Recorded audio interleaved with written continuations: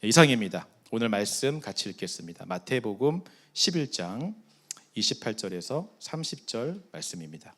마태복음 11장 28절에서 30절 말씀입니다.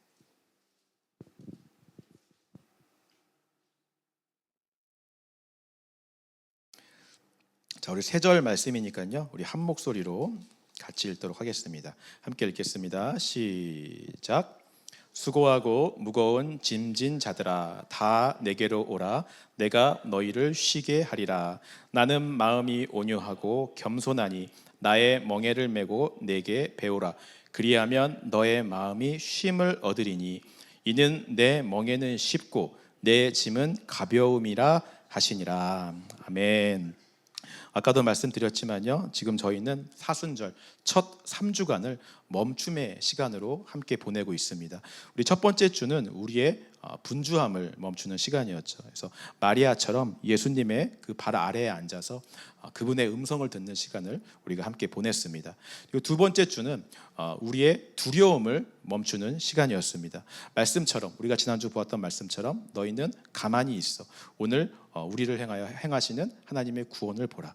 가만히 멈추어서 우리가 눈을 들어보면 세상의 세계관이 아니라 하나님의 세계관으로 보게 되는 눈이 열리게 되는 줄 믿습니다. 한 주간 여러분들께서 그렇게 믿음의 눈을 들어서 여러분들을 위해 일하시는 하나님의 크신 역사와 구원의 은혜를 모두 보셨는 줄 믿습니다. 지난주 남자 CD 모임 때 우리 김봉식 장로님께서 굉장히 좋은 말씀을 해주셨어요. 우리가 멈추어야지 올바른 목적지를 향해 갈 수 있다라는 말씀이었습니다. 우리가 차를 운전하고 갈 때도 길을 잘못 들면 그 즉시 멈추어야 됩니다. 저렇게 일방통행에 역주행하는 일들이 생길 수가 있는 것이죠. 멈추지 않으면 계속 잘못된 길로 가게 되고요. 그러면 다시 돌아오는데 너무 많은 에너지와 시간을 허비하게 되는 것입니다. 잘못된 길로 가고 있다는 걸 알았을 때 그 즉시 멈추어야 하는 것입니다.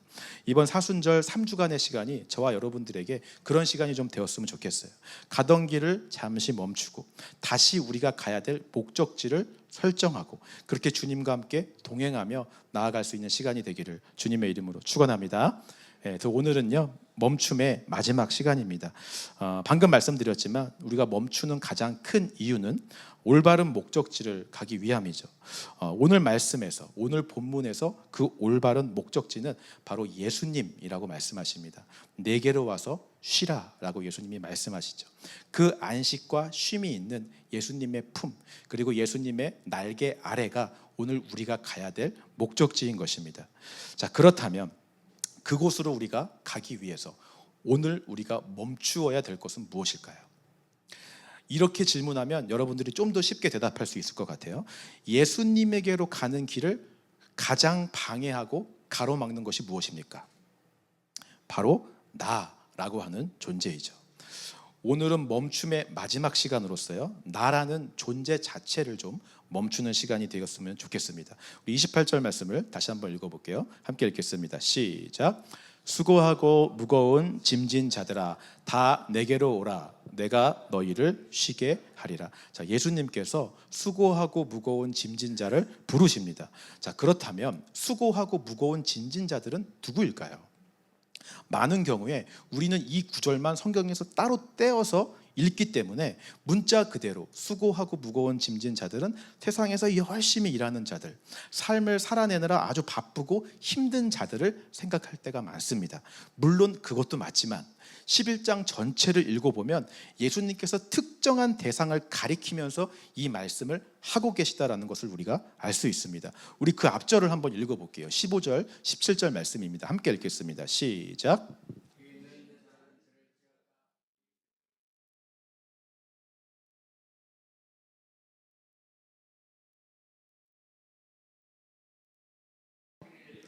너희가 춤추지 않고 우리가 슬피 울어도 너희가 가슴을 치지 아니하였다 함과 같도다. 자, 예수님께서요, 이 앞절에서 이 세대를 비유하며 말씀을 하고 계세요. 근데 그 모습을 장터에서 놀고 있는 아이들의 모습으로 비유를 하십니다. 요즘은 아이들이 셀폰이나 뭐 그런 것들이 있어서 혼자서도 잘 놀지만 그 당시에는 이제 그런 것들이 없었잖아요. 그래서 보통 그 당시에 아이들은 함께하는 놀이들을 많이 했습니다. 그 중에 하나가 바로 역할놀이였어요. 우리도 어릴 때 소꿉놀이 같은 거 하면서 엄마 역할하고 아빠 역할 그런 놀이 많이 했잖아요. 그것과 동일한 것입니다. 보통 장터에서 이제 어른들의 모습을 보면서 흉내내는 놀이를 많이 한 것이죠. 그 대표적인 놀이 중에 하나가 바로 상인과 손님 놀이였어요. 그 당시 장터에서 상인들이 손님에게 물건을 팔기 위해 막 피리를 불기 시작합니다. 그러면 사람들이 주의를 끌게 되고 흥미를 끌게 되죠. 그럼 그 피리 소리에 반응해서 손님들이 막 흥이 나서 같이 춤을 추게 돼요. 그런 것이 그 당시 장터의 일반적인 모습이었습니다. 근데 아이들이 그 모습을 그대로 흉내내는 거예요. 상인 역할을 맡은 아이가 피리 부는 흉내를 내기 시작합니다. 그러면 다른 아이들, 손님 역할을 맡은 다른 아이들은 막 호응을 하면서 춤을 추면서 반응을 해야 되는 게 원래 그 상인과 손님 놀이의 목적이에요. 근데 예수님이 비유하시기를 그렇게 상인 역할을 맡은 사람 아이가 피리를 부는데 손님 역할을 맡은 아이들이 가만히 있더라. 전혀 반응하지 않고 피리를 부는데도 춤추지 않고 무반응으로 일관하더라 라고 예수님이 말씀하시는 것입니다. 아이들이 또 다른 놀이를 하기 시작하네요. 이번에는 장례식 놀이를 하기 시작합니다. 상주 역할을 맡은 아이가 슬피 울기 시작해요. 그럼 조문객 맡은 아이들은 역시 똑같이 반응해서 같이 울어야 되는 게 그 역할의 목적이에요. 그 놀이의 목적이죠. 근데 이번에도 상주 역할을 맡은 아이는 슬피 우는데 조문객 맡은 다른 아이들은 가만히 있는 거예요. 반응하지 않는 것입니다. 이 모습이 이 세대와 같다라고 예수님이 비유하시는 것입니다. 예수님이 이 땅에 오셔서 사람들에게 복음을 전하셨습니다. 때로는 장터의 상인처럼 막 피리를 불어가며 권능도 행하시고 기적도 행하시고 사람들의 주의를 끌면서 복음을 전하셨어요. 때로는 슬피 울면서 막 가슴을 치며 애통해 하시는 마음으로 사람들에게 복음을 전하셨습니다. 근데 이 세대의 사람들이 반응하지 않는 거예요. 무반응으로 일관하고 있다라고 하는 것입니다. 자, 그럼 여러분들이 이제 짐작을 하게 되실 거예요. 아, 그렇다면 혹시 이 반응하지 않는 자들이 예수님이 말씀하시는 수고하고 무거운 짐진 자들일 수 있겠구나 라고 생각이 되실 것입니다. 그 짐작을 가지고 계속 말씀을 보겠습니다. 21절 읽겠습니다. 시작.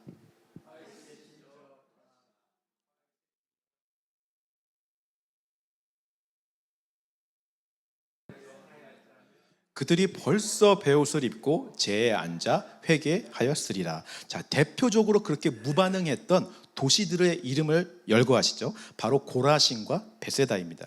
23절도 읽어볼까요? 시작. 가버나움아, 내가 하늘에까지 높아지겠느냐? 음부에까지 낮아지리라. 내게 행한 모든 권능을 소돔에서 행하였다라면 그 성이 오늘까지 있었으리라. 가버나움이라는 도시도 언급합니다.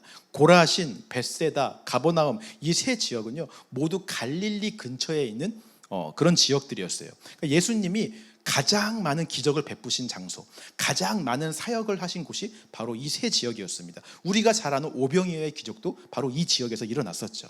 예수님은 이 지역에서 정말 피리를 불듯이 막 슬피 울듯이 사역하며 복음을 전한 거예요. 근데 이 사람들은 전혀 회개하지 않고 반응하지 않았다라고 하는 거예요. 21절 말씀 다시 한번 보시면요, 고라신과 벳세다에게 행했던 모든 권능을 두로와 시돈에서 행하였다면 그들이 벌써 회개했을 것이다 라고까지 말씀하십니다. 얼마나 그들이 반응하지 않았냐면 두로와 시돈은 이방 국가를 대표하는 나라들이에요.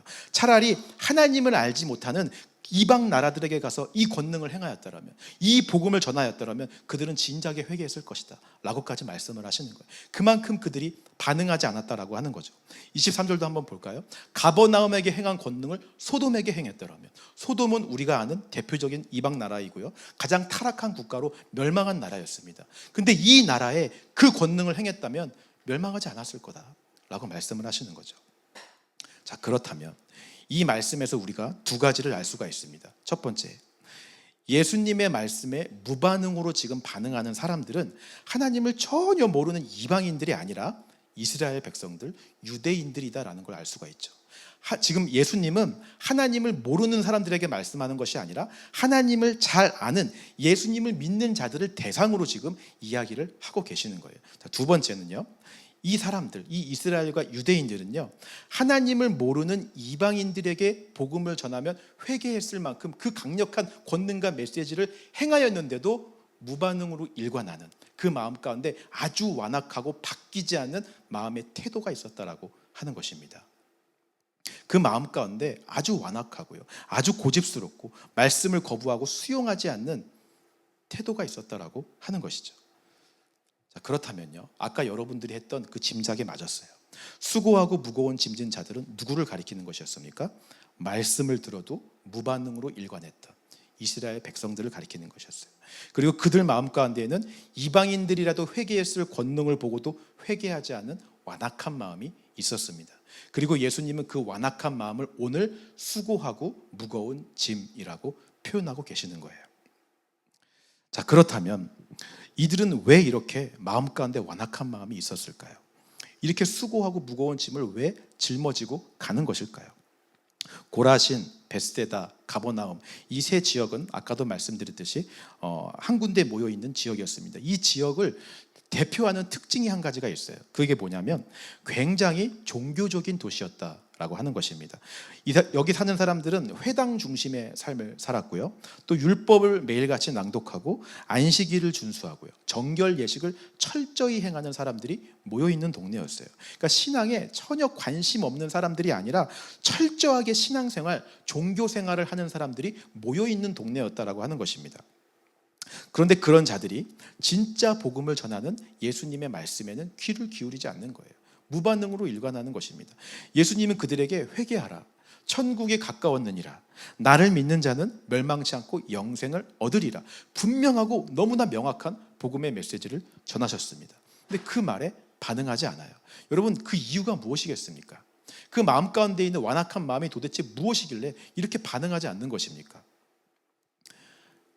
그 이유는요, 그들에게는 예수님 말고 영생을 얻을 수 있는 다른 방법이 있었기 때문에 그래요. 나는 예수님 말고도 천국에 갈 수 있는 자기만의 방법이 있었던 것입니다. 그러니 나를 통하지 않고는 천국에 갈 수 없다라는 예수님의 말씀이 귀에 들어올 리가 없는 것이죠. 여러분, 나에게 어떠한 문제를 해결할 수 있는 확실한 방법이 있다라고 믿는 사람은 다른 사람이 아무리 다른 방법과 다른 대안을 제시해도 듣지를 않습니다. 사람이 보통 그래요. 제가 부목사로 사역할 때 음향 미디어 쪽에서 오래 일하시고 오래 경험을 하신 분들을 많이 보게 되었습니다. 그분들은 그 분야에서 오랫동안 일을 했기 때문에 어떤 음향적 문제가 일어났을 때, 사고가 생겼을 때 해결할 수 있는 본인들의 방법과 노하우들을 다 가지고 있어요. 근데 다른 음향 전문가가 와서 다른 방법과 다른 제안을 다른 대안을 제시할 때 어떻게 했을까요? 다 그런 것은 아니었지만 대부분의 사람들이 듣질 않습니다. 끝까지 내가 알고 있는 방법과 노하우대로 그 문제를 해결하려고 해요. 그래도 안 되면 다른 것이 필요하다 그러고 이걸 더 사야 된다 그러지, 다른 사람의 방법과 대안을 수용하려고 하지 않습니다. 이미 내가 알고 있는 익숙한 방법이 있는데 다른 사람의 것을 받아들이려고 하지 않는 마음이 이 안에 있다라고 하는 것이죠. 사람이 그래요. 베스데다, 고라신, 가버나움도 마찬가지입니다. 그들에겐 예수님 말고 영생을 얻을 수 있는 자기들만의 방법이 있었어요. 그러니 아무리 예수님이 기적을 행하고 피리를 불고 슬피 울어도 내가 곧 길이요 진리요 생명이라고 말해도 반응하지 않는 것입니다.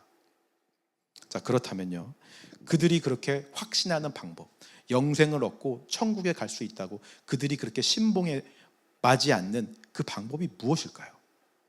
바로 율법이었습니다. 율법을 지키는 것이 그들에겐 영생을 얻는 가장 확실한 방법이었어요. 이미 수천 년 동안 역사적으로, 경험적으로, 전통적으로, 문화적으로 그들에게 이것만큼 확실한 방법이 없었어요. 그러니 예수님의 말씀이 귀에 들어오지 않는 것입니다. 여러분, 계속 말씀드리지만요, 사람이 이 방법이 옳다라고 한번 믿으면 다른 방법을 받아들이지 않습니다. 놀랍지 않습니까? 나라고 하는 자아의 고집이 이렇게 강해요. 꺾이지가 않습니다. 한번 이것이 맞다라고 생각이 되면 소돔이 변하는 기적을 봐도, 시로와 두로가 뒤집어지는 권능을 경험해도 눈앞에 그걸 보고도 믿질 않는 거예요. 그래서 농담으로 우리가 이런 얘기 많이 하잖아요. 예수님도 못하시는 세 가지가 있다.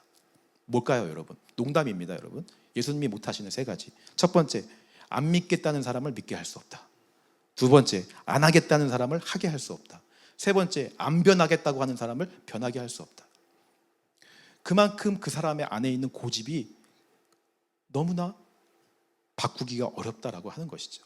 지난주에도 얘기했잖아요. 바로의 마음을 완악하게 하셨다. 그의 고집과 그의 생각대로 생각하기로 내버려 두셨다. 하나님이 꺾지 않으세요. 그렇게 믿도록, 그렇게 생각하도록 내버려 두신다라고 하는 것입니다.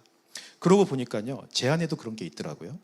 저도 삼성교회에서 모태신앙으로 신앙생활을 했고요. 또 어릴 때부터 그 말씀을 들어왔습니다. 그러다 보니까 어느새 제 안에 그런 비슷한 말씀의 흐름만이 진리이고 다른 것은 받아들이려 하지 않는 그런 마음이 있는 거예요. 그러니까 비슷한 흐름을 가지고 누군가가 이야기하면 아멘, 할렐루야 막 반응하고 막 너무 좋은데 전혀 다른 내용으로 접근하면 이거 뭐야? 이거 생명이 없네. 이거 복음이 없네. 제 안에서 그렇게 판단해 버리는 거예요. 분명 제가 생명이 없다, 복음이 없다라고 판단한 그 설교에도 누군가는 은혜 받고 삶이 변하는 권능을 눈으로 봐도 믿지 않는 거예요. 아유, 저 그때뿐이지. 저 감정적으로 저것도 저러는 거야. 또 다시 원래대로 돌아올 거야. 어느 틈엔가 제 안에 그런 마음이 있는 거예요. 이미 나는 확실한 진리가 내 안에 있으니까 다른 모습으로 전달되는 진리는 받아들이지 않겠다. 저의 고집인 거죠. 저는 그동안 이런 모습이 나만 갖고 있는 특별한 모습이고 나만 특별한 진리를 가지고 있다라고 느끼게 만들었습니다. 그래서 나는 다른 사람들보다 훨씬 더 우월한 존재이고 특별한 사람이라고 착각을 했어요. 일종의 영적 교만인 것이죠. 나는 영적으로 우월해. 나는 특별해. 나는 너희들이 모르는 진리를 알고 있어. 내 안에 나라는 존재를 높이 축혀 세워주며 나를 만족시키는 나의 고집을 향한 길로 걸어가고 있었다라고 하는 것입니다. 나는 홀로 그 길을 걸어가면서 나는 혼자 이 진리를 안고 외로운 길을 걸어가는 사람, 힘들게 수고하는 사람, 이렇게 착각하며 걸어가는 거예요. 근데 하나님이, 예수님이 오늘 그 모습을 보고 이렇게 말씀하시는 것입니다. 수고하고 무거운 짐진 자들아. 예수님은 제가 수고하고 무거운 짐을 잔뜩 지고 가는 것처럼 보시는 것입니다.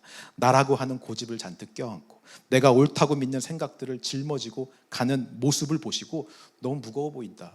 너 너무 수고하고 있다. 라고 불쌍히 여기시는 거예요. 이스라엘 백성들도 마찬가지죠. 율법을 지키면 천국 간다라는 그 방법 하나만 믿고 율법을 지키며 열심히 살아갔습니다. 자기가 믿는 기준, 방법의 옳음을 증명하기 위해 안식일을 지키고 정결규례를 지켰어요. 바리새인과 서기관들도 마찬가지죠. 맨날 시장에 나가서 율법대로 광장에서 막 종을 치며 내가 이제부터 사람들을 구제하겠다. 나 이렇게 특별한 사람이야. 나 이렇게 율법 잘 지키는 사람이야. 내가 천국 안 가면 누가 천국 가겠어. 자신을 아주 우월하게 생각하고 특별하고 구별된 사람으로 착각했어요. 근데 예수님이 볼 때는 수고하고 무거운 짐진 사람처럼 보이는 것입니다. 왜 그럴까요, 여러분? 그런 삶엔 자유함이 없기 때문에 그래요. 항상 내가 늘 뭔가를 해야 돼요. 안 되는 것을 하는 수고가 있을 뿐이에요. 여러분, 율법을 누가 지킬 수 있겠습니까? 율법을 지키는 건 불가능한 거예요. 근데 불가능한 것을 지키려고 애쓰고 수고하는 삶을 살아요. 그리고 결국 못 지키니까 그 못 지키는 데서 오는 그 좌절감, 그 정죄감, 그 죄책감에 얽매여서 그 평생 그 족쇄에 매여서 죄에 노예된 수고하고 무거운 짐을 지는 삶을 살아가는 것입니다. 오늘 그런 자들에게 예수님이 이렇게 말씀하시는 거예요. 28절 말씀을 좀 다시 한번 읽어봤으면 좋겠습니다. 함께 읽겠습니다. 시작. 수고하고 무거운 짐진 자들아 다 내게로 오라. 내가 너희를 쉬게 하리라. 이제 너의 고집대로 사는 걸 좀 멈추어라. 잠시 가던 길에서 좀 멈춰. 이제 목적지를 좀 바꾸어. 지금까지는 너가 목적지야. 너의 만족이 목적지였고 너의 본질이 추구하는 게 목적지였어. 잠시 멈추어서 나로 목적지를 바꿔. 내게로 와. 여기에 참 쉼이 있어. 내가 너희를 쉬게 할 거야. 멈추어서 목적지를 변경하라고 말씀하시는 줄 믿습니다. 여러분, 이렇게 예수님이 부르실 때 멈추어야 돼요. 멈추지 않으면 방향을 바꿀 수가 없기 때문에 그렇습니다. 29절 계속 읽어볼까요? 시작. 나는 마음이 온유하고 겸손하니 나의 멍에를 메고 내게 배우라. 그리하면 너의 마음이 쉼을 얻으리니. 나는 온유하고 겸손하니 나의 멍에를 메고 배우라라고 말씀하시죠.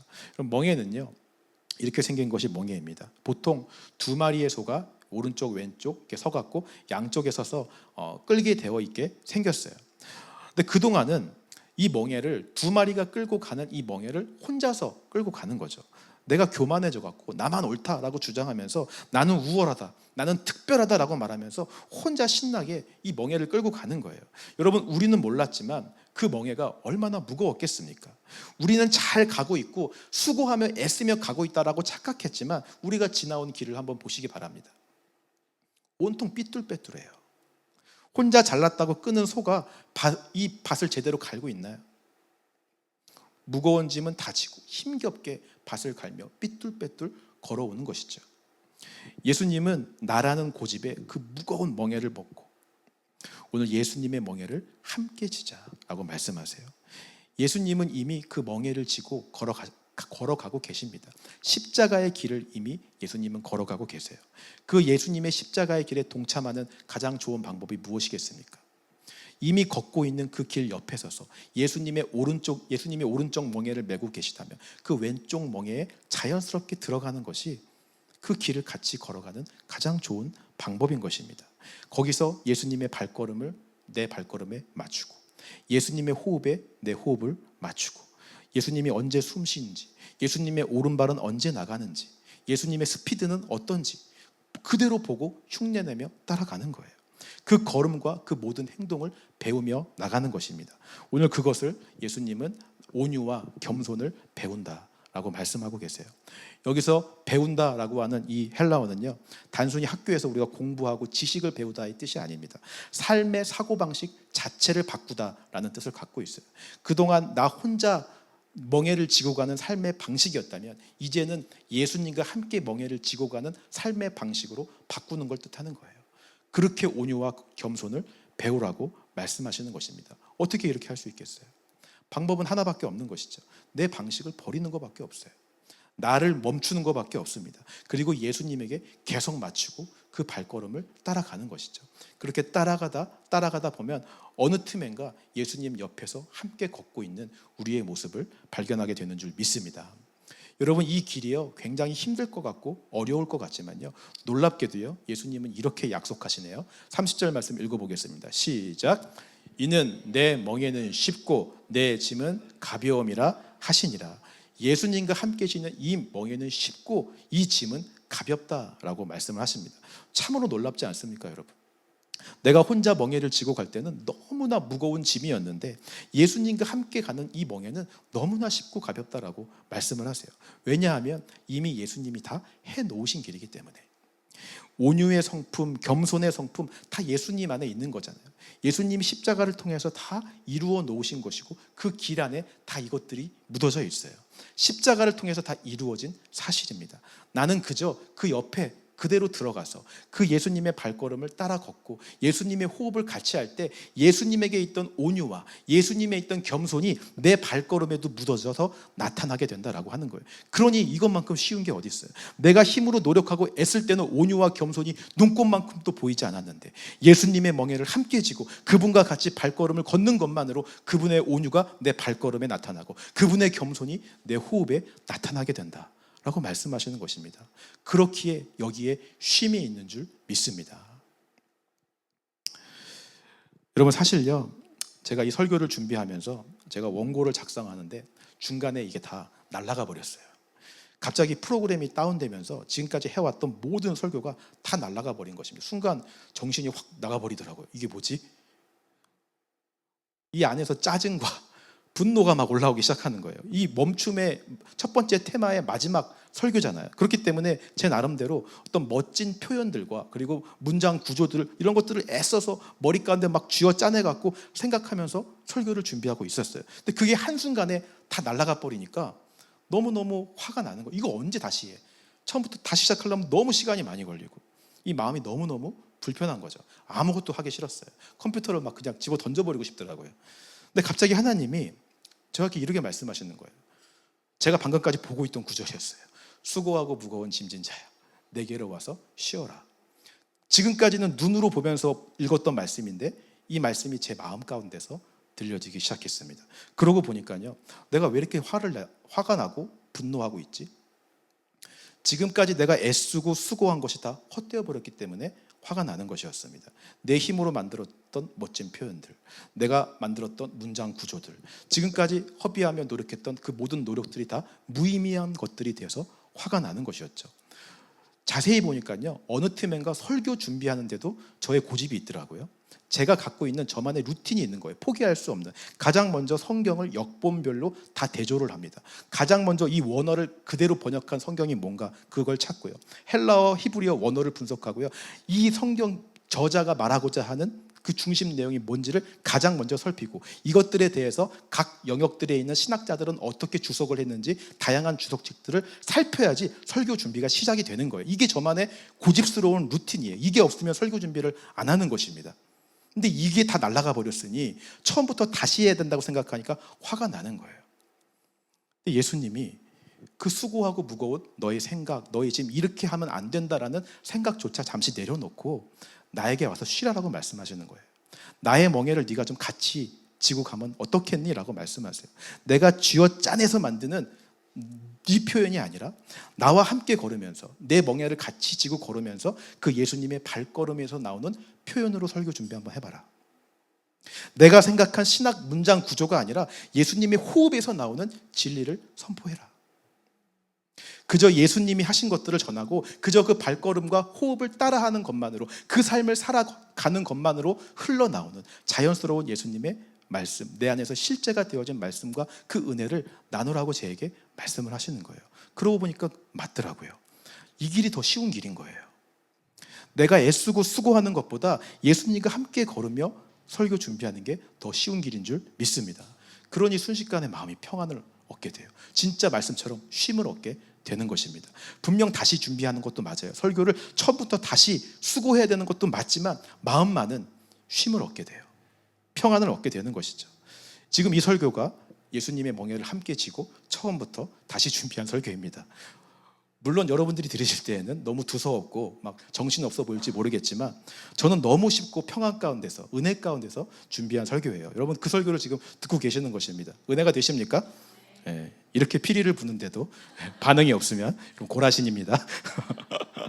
예, 저도 여기서 예수님과 같아요. 똑같은 마음으로 정말 피리를 불고 슬피 우는 마음으로 복음을 전하고 있습니다. 저는 당연히 이 자리에 고라신, 벳세다, 가버나움 같은 분들은 안 계실 거라고 저는 믿어요. 그런데 우리가 살아가다가 혹시라도 어떤 부분에 대해서만큼은 나의 고집을 포기하지 않는 부분들이 있을지 모릅니다. 이것만큼은 내가 옳아, 이것만큼은 내 생각이 맞아, 절대 이건 바꾸지 않아. 여러분, 그 짐을 지고 가는 게 얼마나 수고하고 무거운 짐인지 몰라요. 그게 나를 특별하게 만들어주고 우월하게 만들어준다고 나는 착각할지 모르지만 예수님이 보시기에는 수고하고 무거운 짐 지고 가는 거예요. 그 길에서 잠시 멈추고 예수님이 나에게로 와라 라고 말씀하십니다. 십자가 그늘 아래서 그 모든 짐 내려놓고 나에게 와서 쉬어라. 예수님이 그렇게 말씀하실 때 반응할 수 있는 여러분들 되시기를 주님의 이름으로 축원합니다. 그 안에 진짜 쉼이 있고 진짜 평안이 있어요. 제가 자신 있게 말할 수 있습니다. 제가 경험해 보니까 그래요. 진짜 그 안에 참 쉼이 있어요. 마음이 평안함과 안식을 얻습니다. 나라는 멍에를 버리고 나의 기준과 고집을 벗어버릴 때 예수님의 멍에는 진짜 가볍고 쉬운 것이죠. 그 발걸음에 예수님의 온유가 나타나게 될 것이고 우리의 호흡에 예수님의 진리가 선포되게 될 줄 믿습니다. 이번 주 사순절 마지막 멈춤의 시간을 여러분들이 보내게 되실 텐데요, 예수님의 멍에를 함께 지고 가는 멈춤의 시간이 되길 바랍니다. 내 고집을 버리고 내 생각을 버리고 내 오름을 내려놓고 예수님의 멍에에 그대로 끼어 들어가서 함께 그 발걸음에 내 발을 맞추고 그 호흡에 내 호흡을 맞추고 예수님의 그 놀라운 생명의 그 놀라운 은혜들이 내 삶에서 묻어져 흘러나올 수 있도록, 내 발걸음에도 나타나고 내 호흡에도 나타날 수 있도록 그 멈춤의 시간을 살아가시는 한 주 되시기를 주님의 이름으로 축원합니다.